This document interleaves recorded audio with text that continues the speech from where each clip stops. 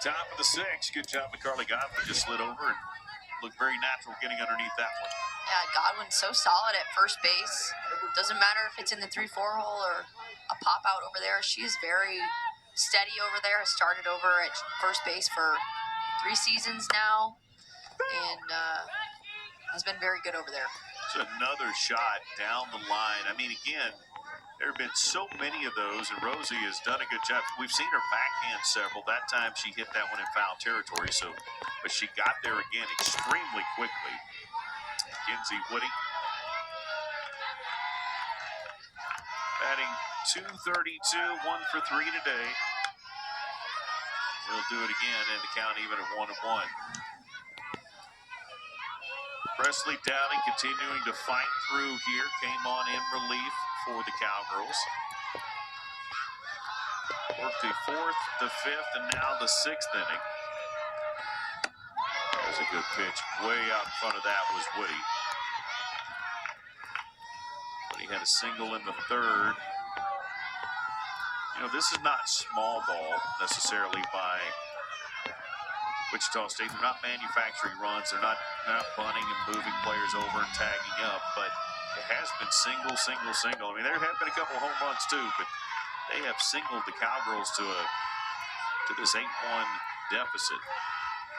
Yeah, they've gotten a hit in every single inning of this game. That 4th inning started with a single, and then Aubrey Jones, the shortstop, cleaned it up with the double play that she took herself, but Wichita State just keeps pouring it on every single inning, and we talked about this a lot against UCF. That just makes it really tough on a defense and the pitcher, is when you can't just get a quick 1, 2, 3 and bring that momentum into the offense. You just have to keep dealing with runners on base and being in pressure situations constantly. It makes it tiring, honestly. Yeah, I mean, they've just maintained that pressure all day long, whether it was Riley Crandall or Presley Downing. And there's a pitch. 2-2 is not there, so it's 2-2 now. Right, and again, it's 3-2. The count is now full to Woody.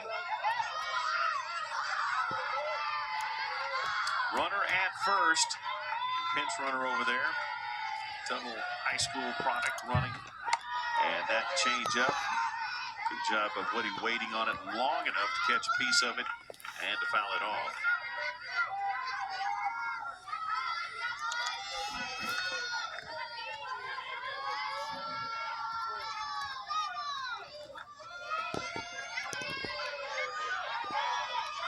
Kinsey Woody trying to keep things going, and as Rachel mentioned, get that run back and get this thing back in a situation where it would be a run rule opportunity. Fouls that one out of play. Count will stay 3-2.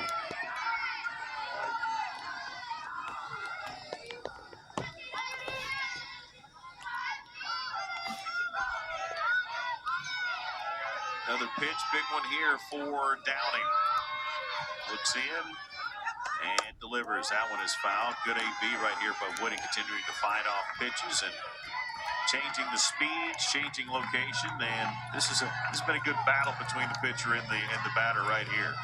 Downing's been working her in and out, trying to throw that off speed a couple of times, but Woody will not let anything get by that's too close. She's competing and has hit some really hard foul balls down that third baseline.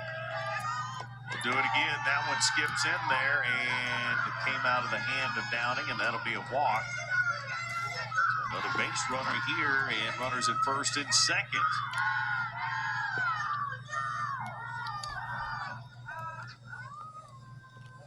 And let's see what we've got here as Coach Kenny Gajewski steps out of the dugout. They have a pitching change. Let's wait and see here. Everybody's kind of looking towards the bullpen as if they're expecting someone to come out of there. Well, Downing's going to stay. Not sure what that conversation was.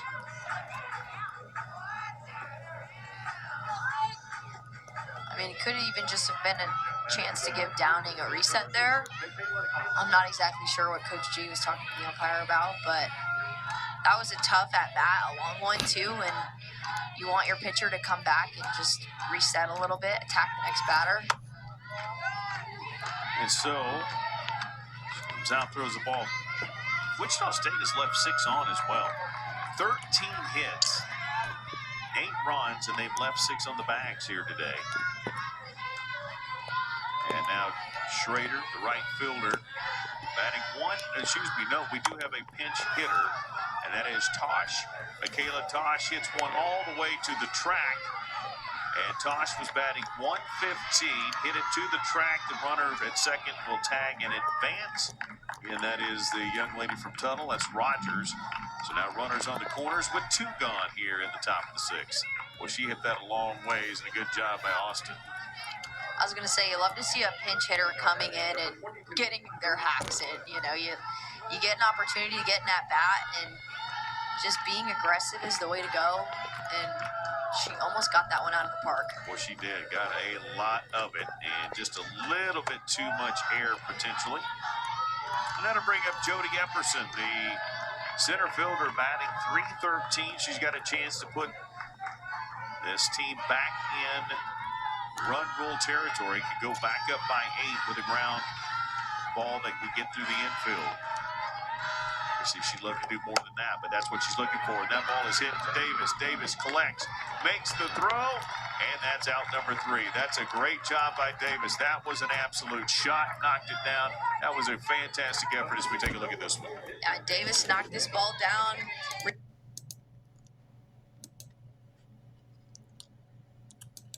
Let's go LSU at Nichols.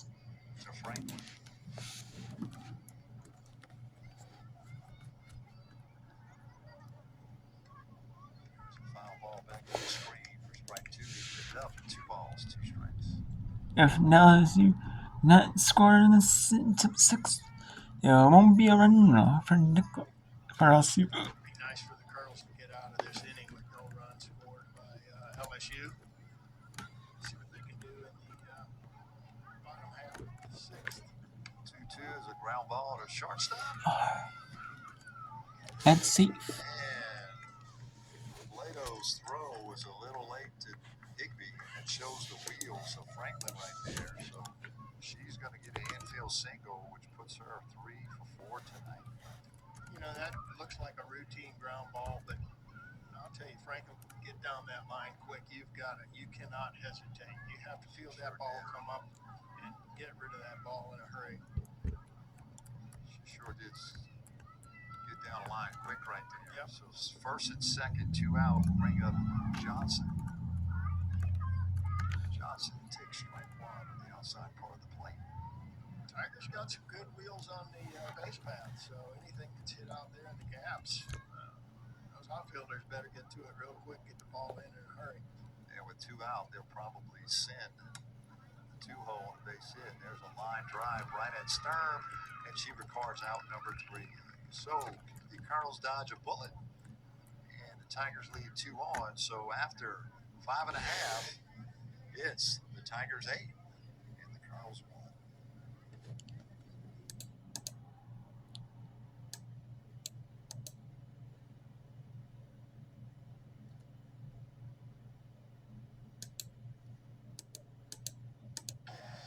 Who's 0 for 2. She does have an RBI in this ball game.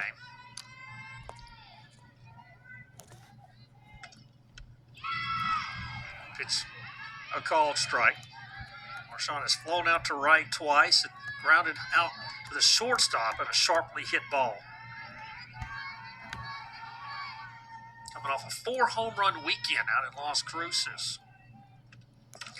Hits that one, swings away, out towards right center. One hops the wall. That's gonna be a run on third and 2 runners. Galloway Double. It's gonna be a ground. It's gonna be a 2 RBI double. With a 2-run double, and it is now 8-1 Louisiana Tech. They can run. That would be nice. That ball tailing away from Acevedo, hit well by Marshawn, who's really started to find her swing after she hit a rough patch. So 3 RBIs tonight for Reagan Marshawn. That gives her 24 on the season. And Louisiana Tech 1 run away from winning this via the run rule. Emergency Avery room. Jefferson will pinch run out at second base for Louisiana Tech. Jefferson, a sophomore out of Denton, Texas. And that'll bring up Allie Furr, who's 1 for 3. Furr had an RBI single, stole a base in the 5th.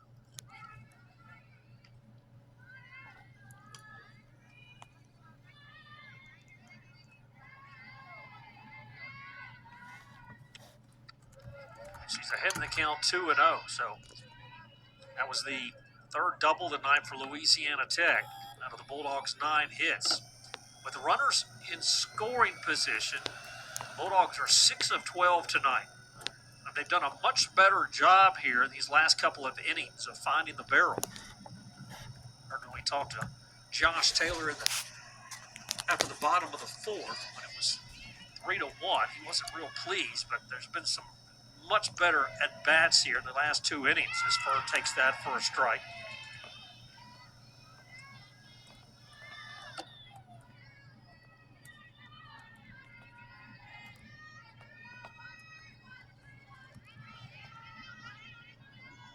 Jefferson standing at second represents what would be a game-ending run.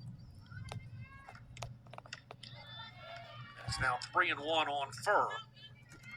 Torres in the on-deck circle.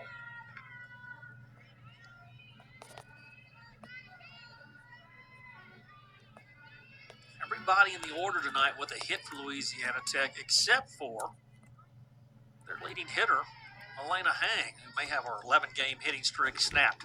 That's going to be a tough play, and that'll get down out in left field, and that will probably be a base hit. And it'll be the second of the night. Yep, shortstop going back, trying to make the play, trying to reach up last minute. So it'll be first and third now with nobody out, and that'll bring up Torres. So second hit of the night for Furr, 10th of the ball game, and Torres, who's 1 for 3, has a chance to end this thing with a productive at bat. Takes that pitch for a strike. Torres has flown out to center. She has singled, stole a base, and scored in the 4th and grounded out to second. A little surprised the shortstop, Miller, is playing so far back, knowing that the runner on third ends this ball game. Ground ball to Miller, and this game's over. That pitch upstairs. The outfielders are playing shallow because they know they have to be at a depth where if they catch a ball, they have a chance to throw out Jefferson, who's got really good speed at third.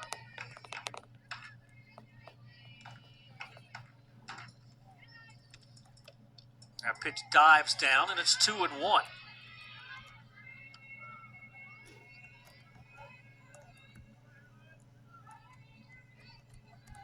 So 2 balls, 1 strike on Torres.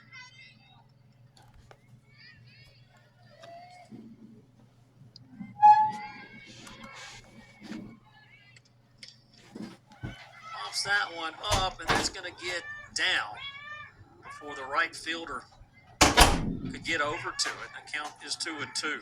So 2 balls, 2 strikes on Reese Torres. Tech hitting. So let's take a look at some softball scores. So we have Wichita State leads number 15 Oklahoma State 8-1. Number 17 LSU 8-1 over Nichols. Leads to 8-1 over Alcorn State. St. George leads 3-all. Troy 6-1 over Alabama State. California 6-1 Pacific. Houston 5-0 over Lamar and 6. California Baptist 2-1 over UC San Diego. Alabama 2-0 win over 6-0 over Sanford. California Baptist 2-1 over UC San Diego.